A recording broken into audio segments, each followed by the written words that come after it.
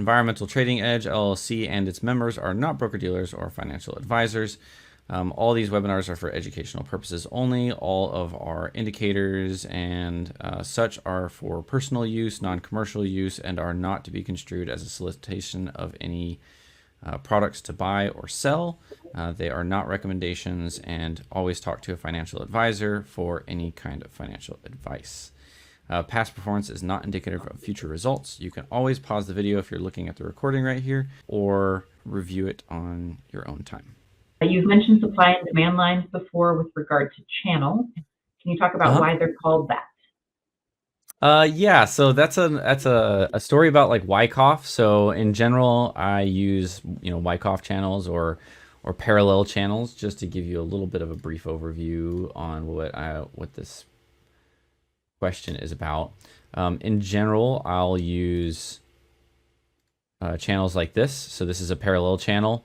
It's not necessarily like a mean reversion channel or a regression line channel or anything like that. It's just the idea that we hit demand somewhere. And what I mean by demand is the market has finally gotten to a price where it was attractive enough at that moment to pull in enough buyers that they overpowered the selling pressure, right? So that's the demand overtook the amount of supply that was out there, right? It overtook, and so that's why there's excess demand, and that's what's going to push prices up.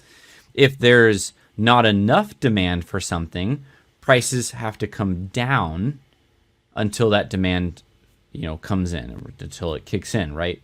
When the price gets attractive enough. So that's what I mean by these supply and demand lines. A supply line, when the market goes up, up, up, up, up, right? And then it eventually gets rejected off of some sort of pressure to the upside.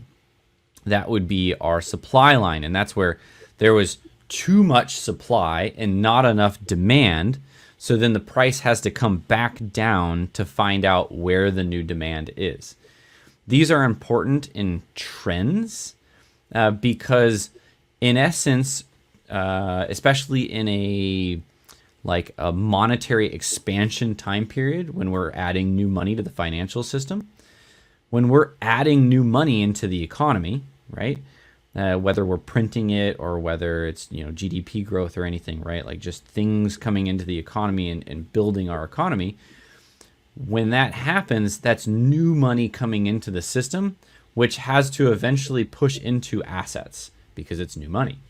And that can create this upward pressure that's coming up, which means prices steadily need to be repriced higher. And we want to know where that is. And so in general, where is it attractive for buyers? Where is it attractive for sellers? That type of thing.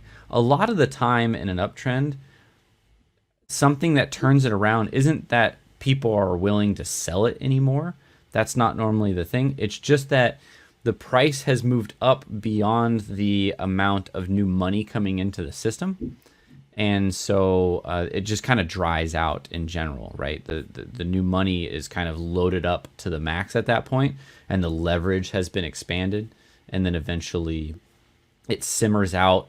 The market kind of comes down a little bit, and then the new money and everything that keeps kind of flowing in can be rebuilt back up and pushed up again.